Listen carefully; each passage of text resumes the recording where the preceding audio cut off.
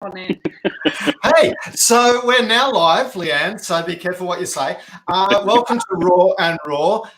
We do have Heather Locklear, otherwise known as Leanne Butterworth. She was a special guest star who's just going to stay forever. Very much. Leanne, would you like to ask your question now, or do you want to wait until after we've done the intros and stuff? After? We can wait till after. After's fine. After's fine, and we can talk about that. Leanne was trying to tutor me on being a social media expert. With good reason, I need help. We've also got Nathan Shocker with us, who is taking over the Chambers of Commerce one at a time. He's up to 1.5. I reckon he could be at 3.5 by the end of this year. Just watch out. 1.5, Jesus. He also runs Taleo, and he networker extraordinaire. Leanne runs Lose Your Mind And Empathy First. And Empathy First and Empa Everything. I do believe. I'm the empathy guru. Empa Everything. I'm just Kevin. So there's been lots happening this week, hey? Yeah. Busy week, man. Busy week. We're almost allowed to go and mingle again. Is everyone getting excited about like 12:01? I can actually see 12:01. Everyone's going to rush over to their friend's place tonight. Lots of sleepovers tonight. Lots of sleepovers, huh? Absolutely. Tomorrow, not tonight, obviously. Tomorrow. Technically, tomorrow. Oh no, they can leave their home at 12. It starts at 12:01. So tonight, you can leave your house. 9 of you can go over to your mate's place. We're all good. Which brings us to the news for the week. So Nathan, help us with what's happening. Yeah, the news. So another week of WHF has felt like another week of WTF, myself included on that one.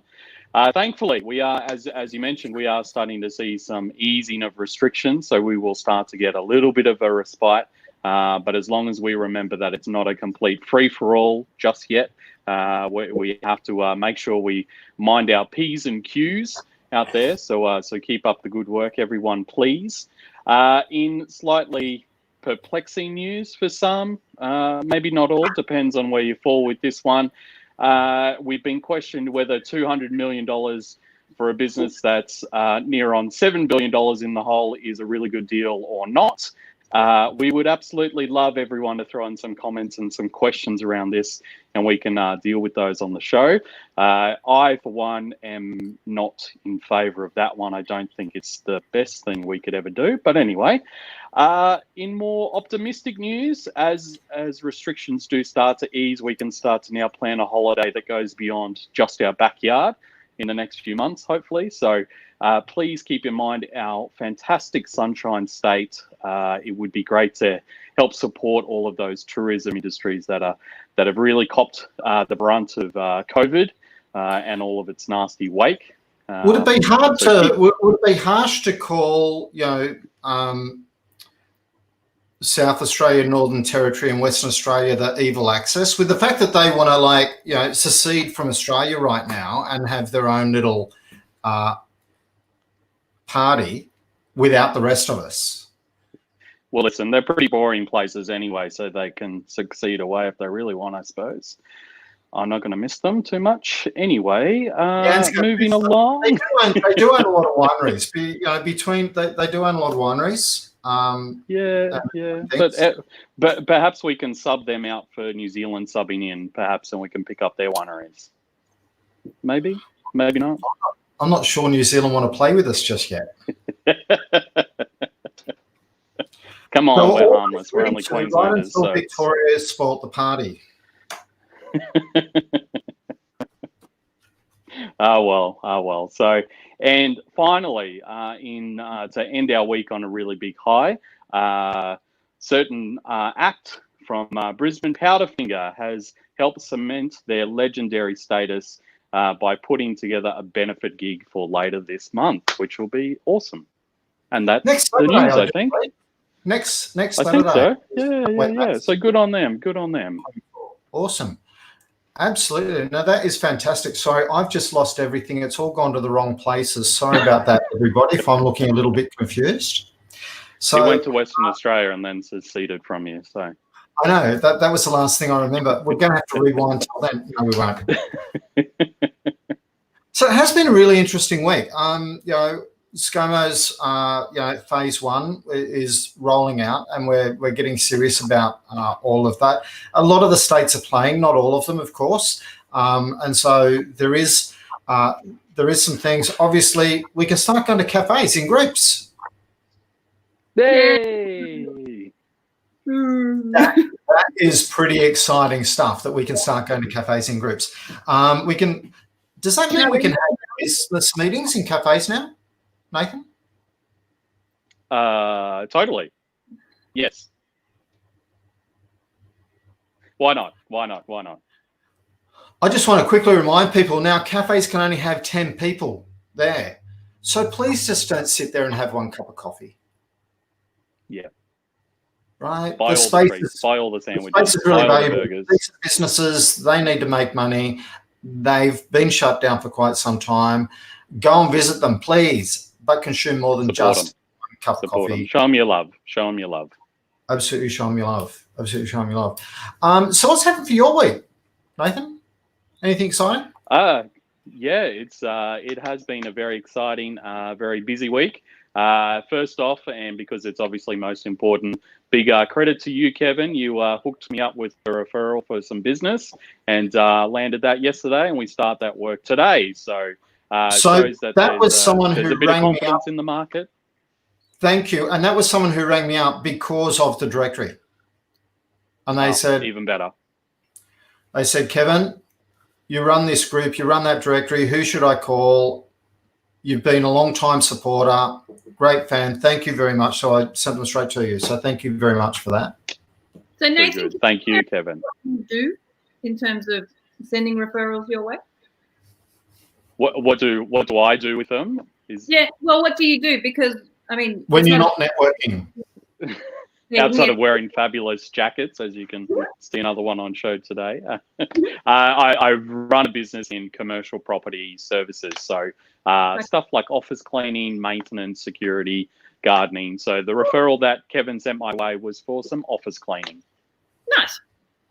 And the name of your business? Talio, Talio. Nice and easy. Cool. While you're taking those notes, Leanne, well, I only know Nathan as BJCC at Nathan. I don't know Alter Ego Nathan. And jackets as well, and jackets. Can't forget the jackets.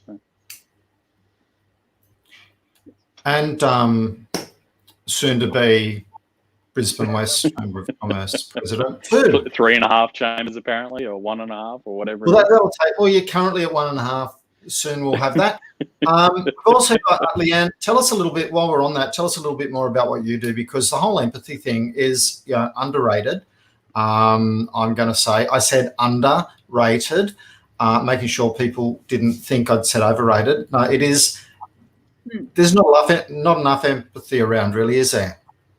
Oh, look, I think it's probably two things. The first one is, yes, there's not enough. There's not enough kindness. There's not enough projecting and listening and being there for other people. But I think there's also a fundamental misunderstanding of what empathy actually is. A lot of people think empathy is take, and I can't take it anymore. And no, that's masochism. So it's self-care is step one in empathy. So I have a training suite in empathy things. I've got the empathy podcast. I've got new online empathy training that people can do by themselves or with their teams. That's called Empathy First. And then once we're allowed to gather in groups again, I'll Lose Your Mind off again, which is gathering in groups and doing virtual reality experiences to really get into deep empathy. But that's a mental illness side of things. So for most people, the empathy first, what is empathy?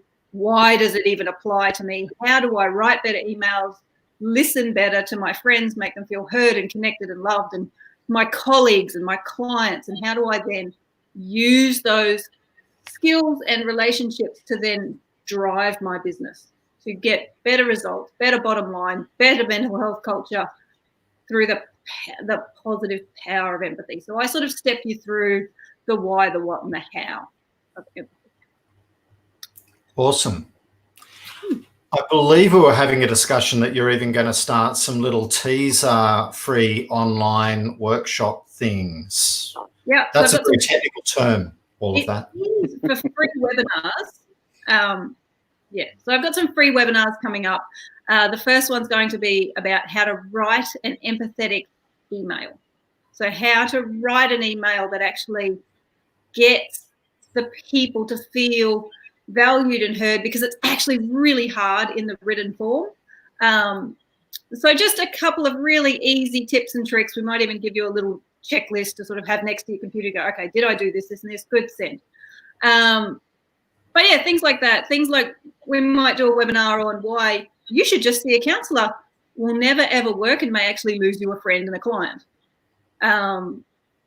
So little things where we sort of just jump in for an hour, work on some practical tips and tricks and cases, and then we move on with our lives. Hopefully richer and more empathetic lives. So speaking of moving on, today we've got a little case study of someone who's turned their crap sandwich into something nice and yummy. We've actually got Chef Mel here, and I wish I could remember Chef Mel's surname, but because she's got Chef Mel Vanilla Zumu, we go back so far that I can't remember her surname. It's Chef Mel. Hi guys, how are you? Hello. Hello. Hi. We can hear you. We can hear you really well. Now, so when you run, so what's it called? Vanilla Zulu is the name of the establishment. Yes, it is. Vanilla Zulu is a cooking school, and it is also a team building facility, as well as a very versatile venue. So we've done weddings, we've done all sorts of things, really. And the surname is Alafati. Sorry, Kevin. Alafati. So yes, I just didn't want to be rude and pronounce that wrong. So, and soon to be one of the BJCC networking venues, I do believe. But we'll talk about that another day as well. I'm available. I guess we'll be talking soon. Hi, Nathan. Leanne just can't believe some of the things I say every now and again. She goes, "Oh my God, where's he going?" Right. So you're running a cooking school and venue for hire. You'd also do some catering and that sort of stuff. But of course, when ScoMo said everyone go and hibernate for a little while, that had a minor impact on your business. Yes, a very minor impact. We had to close our doors was literally 1 or 2 days and try and reschedule everyone. And we haven't done that yet because we obviously don't know when exactly we can start trading again. But yes, it was quite a shock to the system, as I'm sure it was for everyone. So we definitely were in the same boat as all the restaurants and, any sort of other food establishments. So all of the hospitality sector. Absolutely. But I imagine being like a food establishment, it's one of those things that really, really, I can imagine you're probably sat in a corner and rock forwards and backwards for a little while, thinking,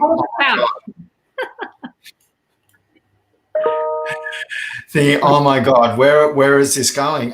So how quickly then you decide, hang on, we've got some really cool skills that we could use in a different way. Yes.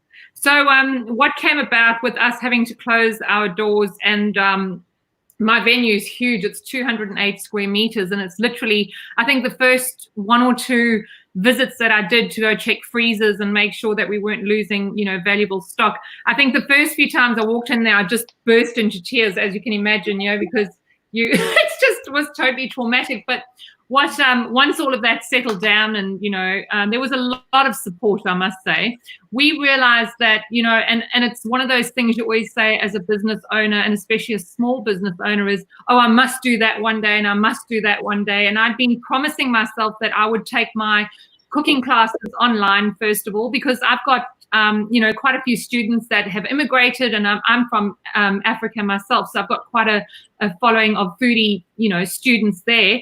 And I've always been wanting to take my cooking classes online so that I could do cooking classes with foodies in Sydney and Melbourne and Adelaide and Perth and out in the regional areas as well.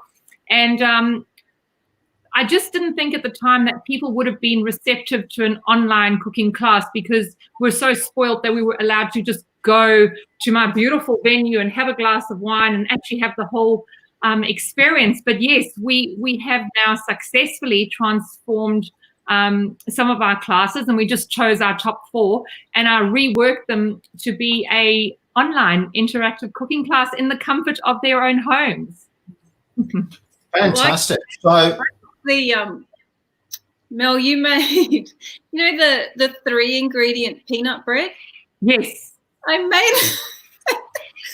made that. It was the weirdest experience, but it kind of worked. It was really short and punchy, and we only had to wait for the microwave to cook for a minute. But it was a bread that had peanut butter, egg, and baking powder in it, and that was it. You put it in a mug in the microwave, and it made bread. Yeah.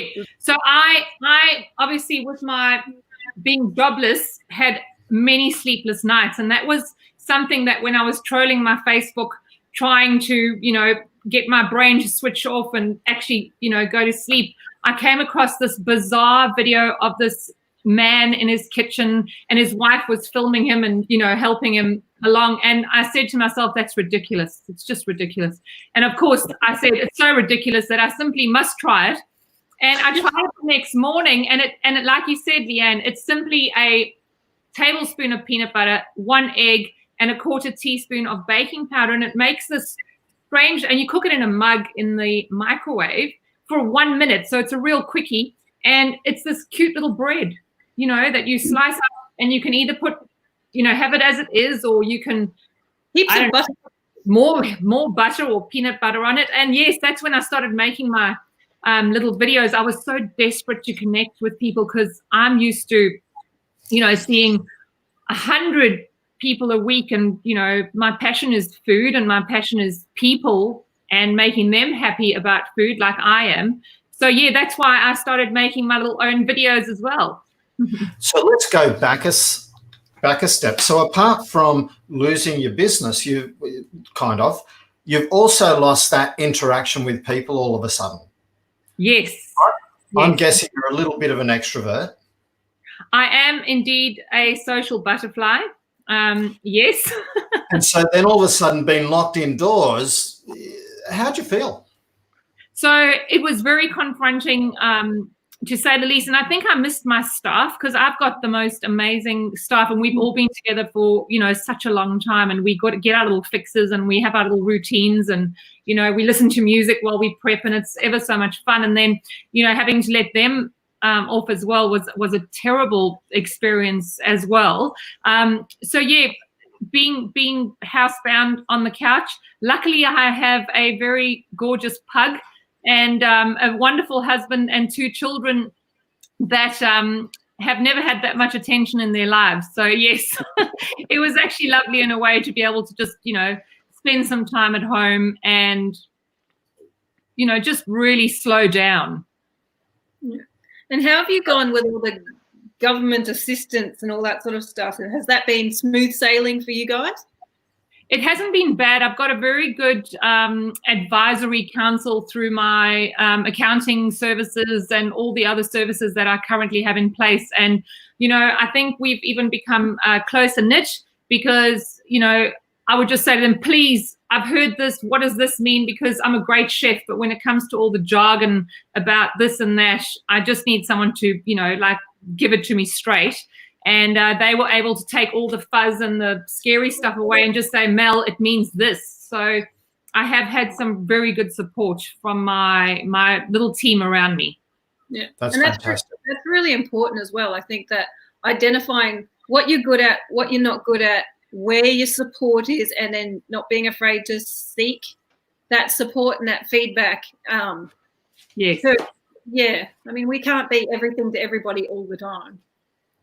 No, we certainly can't. And you've got to let the professionals sort of, like if you said, to the four of us in this group now, what's the best way to get pork crackling? I'm your girl. I can tell you that within 5 seconds, it's foolproof. But if you ask me about, Hang on, just wait a second. We do have an extra 5 seconds in the show. I've just found out, and I've got to cook pork on Sunday. So what do we have to do? The pork crackling. So essentially, as you can see, I get extremely excited about food, and also retraining people to stop stressing in the kitchen. I find people put so much pressure on themselves, and I always say, if you're drinking excessively and crying while you're cooking, you might be cooking the wrong dish, or you might be doing it incorrectly. And so many people battle with things like, I thought that was just part of the recipe. No, Kevin, it's not. Too much self-love. So, if you're battling to poach eggs, I tell them why. Back to the pork crackling. I'm dead serious about this. You told me 5 seconds is all I need. The pork crackling is all it needs is time and love, and it needs something really hot in the oven. So if your pork is not crackling, what I tend to do is I put it at the bottom of the oven, so right on the bottom shelf, and then I put the grill on, and I let the grill and the pork rind have a long distance relationship. So you can't put it straight under the grill, it will just burn. So they need a nice long distance relationship, and that grill will literally force heat into the crackling, and it'll crackle, and you'll live happily ever after. Fantastic. Well, I'm set now. Everyone's going to love that. I hope everybody else watching this needed that as much as I do. And if not, that doesn't matter anyway, because we've just been through it. So thanks very much. So you started doing these online cooking classes, and I've seen on your website, you got a whole lot. When I looked at your Meat Lovers one, I got to say, I think I had to go and change shirts after that. I was drooling so much. Awesome picture of that tomahawk there, I've got to say. They look absolutely amazing. So you've had a good take-up of these? Yes. The thing is that, like Leanne said, my talents lie elsewhere, and it's definitely not in promoting myself or, doing my own social media or, doing a post that's going to get the results that I want. I generally just put things up because I'm happy about it, So just recently taking on someone to actually help me drive my, my social media posts to actually get me some outcomes, which will be good. But the response from my standard clients in my little newsletter that I sent out, the support has been great. The nice thing is about the online classes is that generally you would have to buy, it's like going to a movie when you come to the cooking school, you've got to buy a ticket, and then just only you get a bum on seat, and then you do the class with me. Whereas with the online, it's a much cheaper option. I'm at my Vanilla Zulu home kitchen, and you buy a ticket, and then your household can participate. So we've had, moms and daughters and, whoever's in lockdown together doing the class, and then they've invited the granny from London that they were supposed to be with for a 70th, and they couldn't go there. And we've done this big global family class with other students, and it's become this whole thing. And then we cook the meal together. So I show them how to do, and they cook with me real time. And, say if Leanne's pork crackling's not right, she'll don't pull one out. You don't pull one out that here's one we done earlier. No, it's real time, Kevin. They're like, the pressure is huge. No, it's not. But so the next question I've got, and this is really important. You know how sometimes when couples cook in the kitchen and they have different, let's say, philosophies on cooking, they can start getting a bit animated in their discussion, perhaps. Yes. Does that happen in the middle of your class? Yes, we've had some family disputes, but, I always take the part of the person who's right. So, if Chef Mel says that, so-and-so is right and don't stir.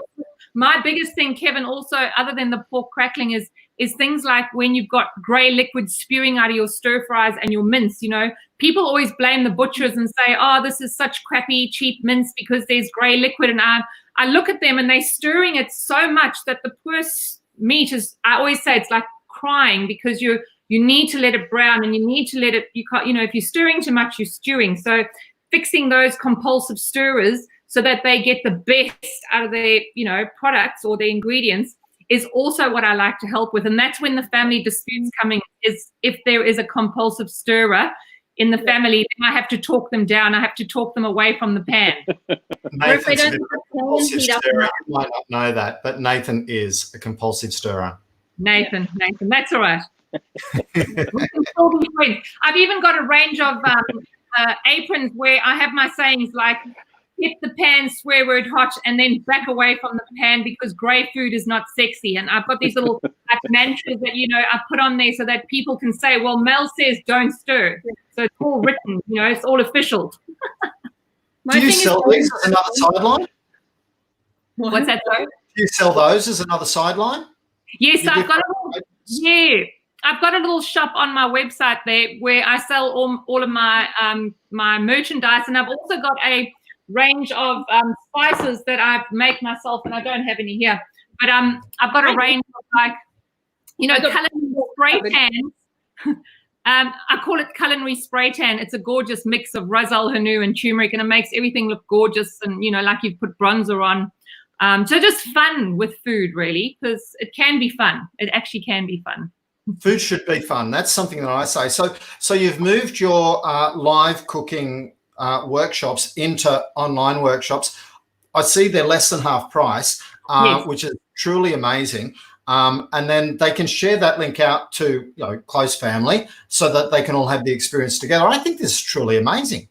Yeah, they only one household can join for the one ticket. Any additional households will have to buy a spot on the Zoom conference. But yeah, it's been really good. And as a spin-off to that, I've actually, now that I've got so much time on my hands, I've been shooting more footage to sort of back up that learning. Like the pork crackling, that's really important. So I've done like a pork crackling episode on my YouTube channel where it's called Vanilla Zulu TV. I'm trying to make it sound really, fabulous. It's just my stuff that I put on there, all my signature dishes and the things that I really think would make people really excited and shine in their kitchens if they fix certain things, Oh, look, you've got me excited. You had me at pork. Anyway, so thanks so much. I love hearing stories of like your own where people could have just collapsed in a screaming heap and gone, woe is me, the world is crap, I'm going to hate everyone for the next until we're allowed out again. You've decided not to do that, to get on with life and to actually do something really, really super positive. So congratulations to you. I think it's fantastic. As I said, I can't wait till I can go to your hardcore carnivore meat lovers class. I've probably just offended half the audience. I don't care. I do vegan as well, Kevin. Don't worry. I do vegan as well. I bet the meat lovers one's more popular. No, you'd be surprised. There's been a huge move to plant-based. I would be surprised. You are correct. Very big, very big. And we are ready for it. It's, fabulous food. It's gorgeous. And again, going back to, just cooking things properly, you've got people who are turned vegan or vegetarian and they're steaming all their vegetables. And there's no personality in a steamed vegetable. I don't care what anyone says. There's just zero personality. So we need to, get them to, get their oven swear word hot and caramelize things off so that it's got more flavor. You can actually make cauliflower look sexy. You don't make friends with steamed vegetables. That's what they say. No one's coming back to your vegetable parties if they're steamed. Absolutely. Look, thanks very much. Chef Mel from Vanilla Zulu. I've thrown the link up here so people can find you. We're going to chat more because we're going to find something for you to do with the guys from Brisbane Small Business very, very soon. I'm sure that Nathan is going to steal you as well for the BJC. So he's probably got the next 6 months organised. He's more organised than I am. And definitely love what you're doing. So thanks so much and congratulations. Bringing families back together, even though they're isolated. So that's fantastic. That's absolutely fantastic news. Guys, thank you so much for having me on. It was really lovely to meet all of you. And I'll keep watching. Absolutely. Thanks a lot for your time. Well done. Bye, awesome. Thank you. Bye. And as soon as we finish with Bill, we've actually got Sandy Locust waiting in the wings. Nathan, you know most about Sandy, I think. Sandy. Yeah, I do. Sandy. What do you want to know about Sandy? I don't know. We're going to bring Sandy on. So as you're calling him Sandy, everyone knows who we're talking about. Again. Hey, Sandy. See, Sandy knows everyone but me as well. I'm feeling a little bit left out. One of these not like the other. Anyway, so we won't go past, we won't go any further in that. Sandy, you've got this really cool social enterprise, I hear. Yes. Got a couple actually, but the last one is so we're doing on Park Collect, a new initiative. It's dedicated towards small. Sorry, can you say that a little bit slower? Park Collect. So if you want to go into Park Collect. .com.au? Yes. Cool. I'm just typing it down. Just making sure that people can see what we've got there. Yeah, awesome. Thank you. Now, Nathan, I'm going to let you run this interview because you know a little bit more about it already, and I'd be asking really dumb questions. Oh, no. Come on, Kevin. Come on. And Sandy's going to join the Queensland Social Enterprise Council soon, aren't you, Sandy? Sorry, what's that, Leanne? Sandy's going to join the Queensland Social Enterprise Council soon.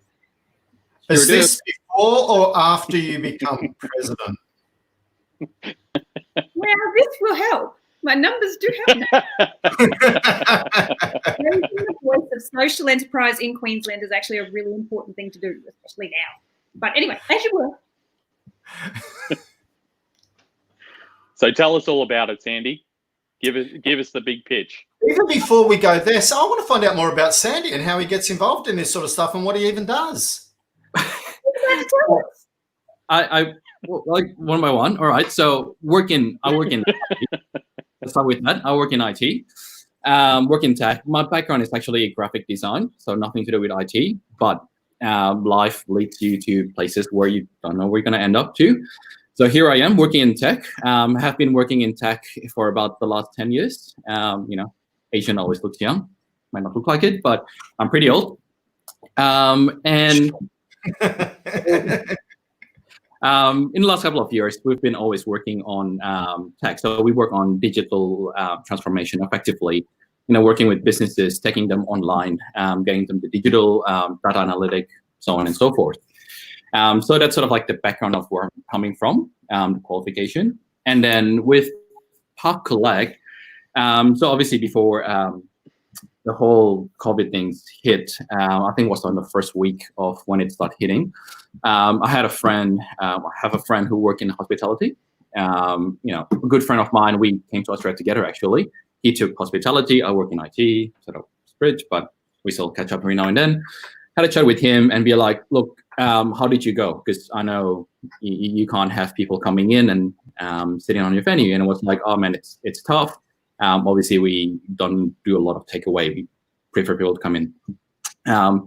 So then me being in tech, I was like, well, why don't you just jump into some of the food delivery businesses? There's a lot of platform, jump on it.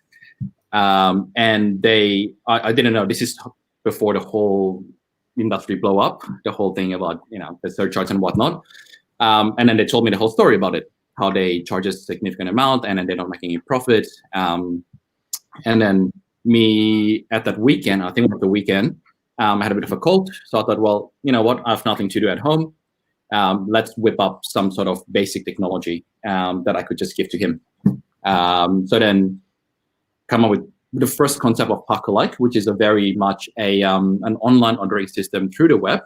And then the order, instead of having this fancy setup on the vendor end, we're just going to SMS the order because my friend is not very technology literate. So I did ask him, like, do you want it to be on an iPad format? Do you want it to be an iPad? I was like, no, man, I don't know any of this stuff. I know how to cook, and that's all I know. So then, well, I SMS you the order. Will that work? He's like, yep, that's fine. Let's do it. So that's it. So that was the first iteration of Park Collect. Launch it, give it to him, all good.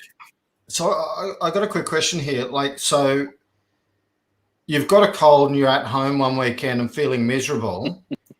Yeah. Have you heard of Netflix?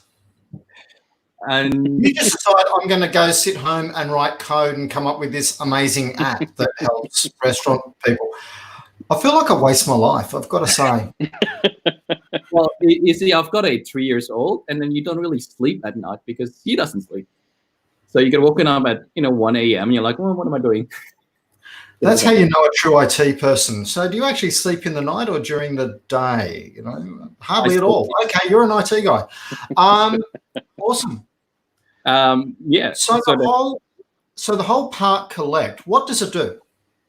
It effectively takes, so as a vendor, you sign up, and then once you sign up, and it's for free, we don't charge you anything. Once you sign up, we'll give you a portal. You upload your menu, you set up your menu, and then we'll give you your link. And then you can effectively just spread the link to your social media, wherever you want to send your link. Get your customer ordering from the link.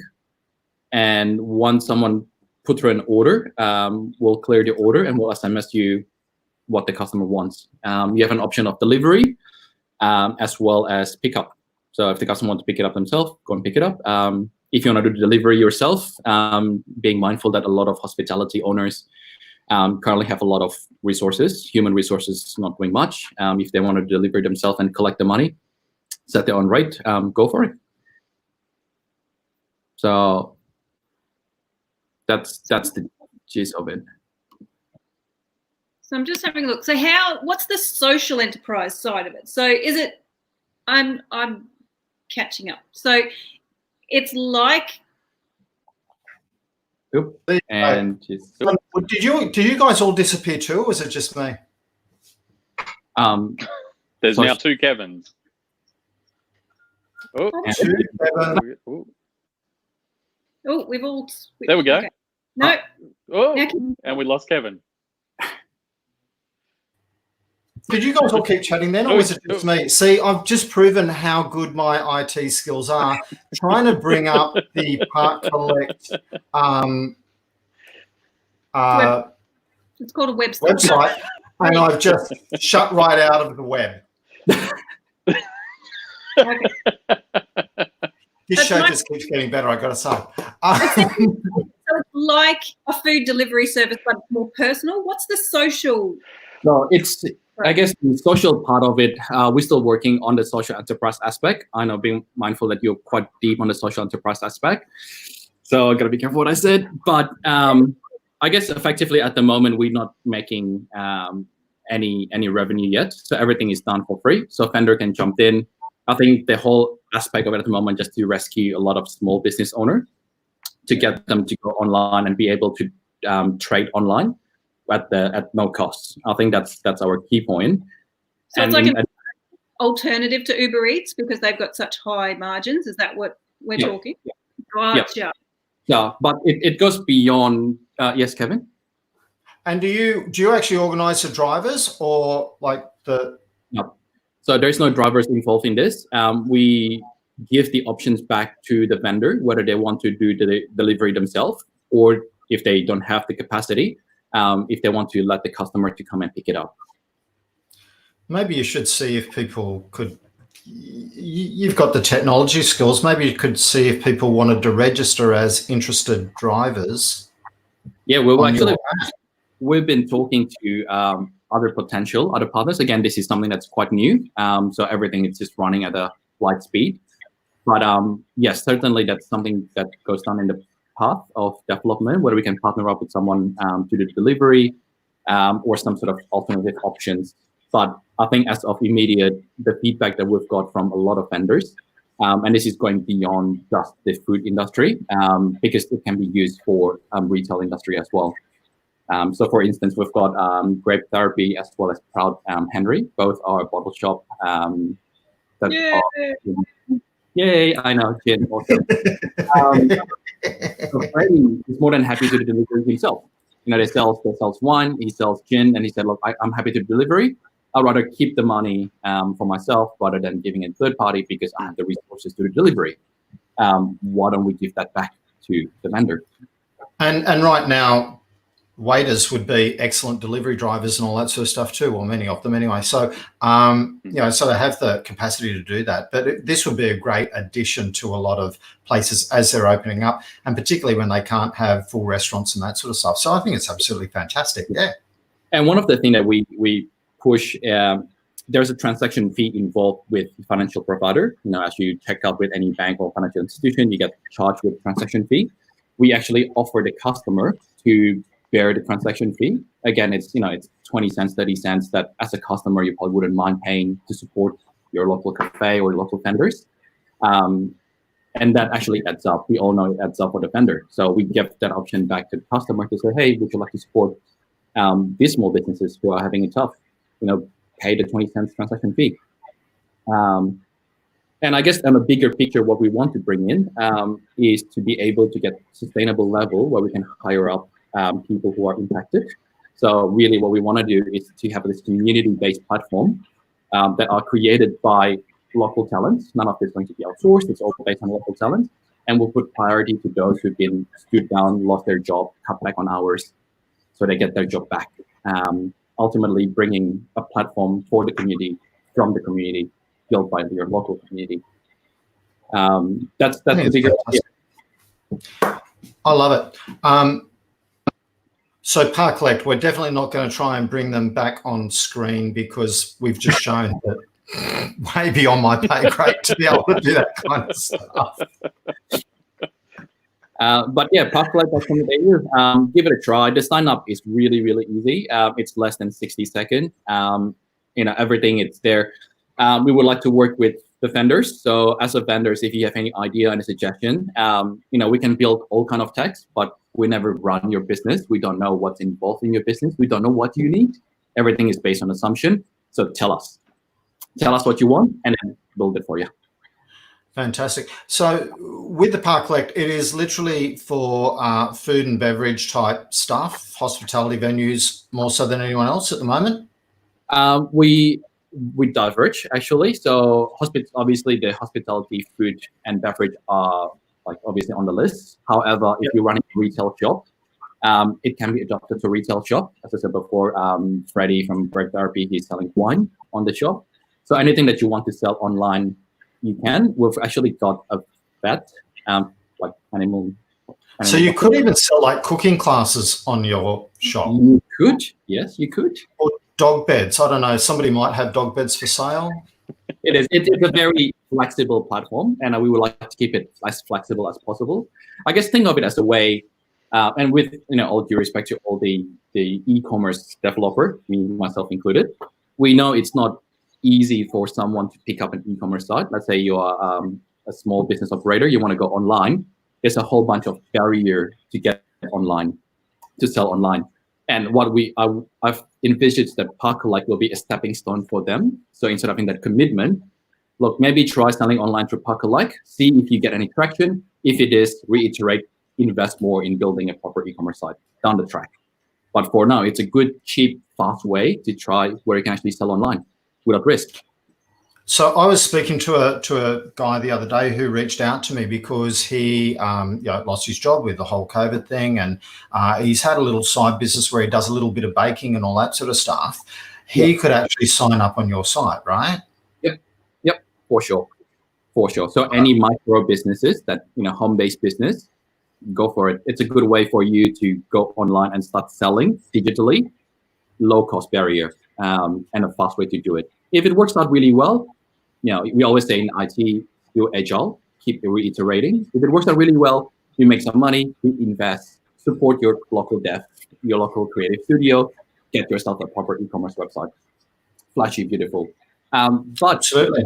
Yeah. No, I just love the whole idea. I think it's fantastic. Have you guys got any more questions for Sandy? Be nice. Do you have any tips for pork crackling? Yeah. Surprisingly, he was. Are you going to suggest to put it low down in the oven with the grill on top? Leave it dry. So what I would do is get the skin off, skim all the fat under the skin, leave it to dry under the sun. If you have oven, put it in the oven, low heat, super low heat, or leave it in your fridge for a week. And then I was going to say, leaving it outside in the sun, you don't have a beagle, do you? Or a greyhound. Well, I'm Asian, so we have that little netting that we put in. Sandy, look, thanks very much. Everybody else, you should go and look at Parcollect. Please don't put me through the stress of losing the whole show one more time. Once a week's enough. Sandy, thanks a lot for coming on. I'm really intrigued. I actually think I love the idea. I had a quick look at it. It did look absolutely so simple. It was fantastic. I will be reaching out to Eddie that approached me through the week, and I'll say, hey, here's a great opportunity for you to get started in the early days. Absolutely. And so thanks very much for your time today. Thank you, guys. Thank you for having me. And we'll see you on the Queensland. Sorry, no English. Sorry.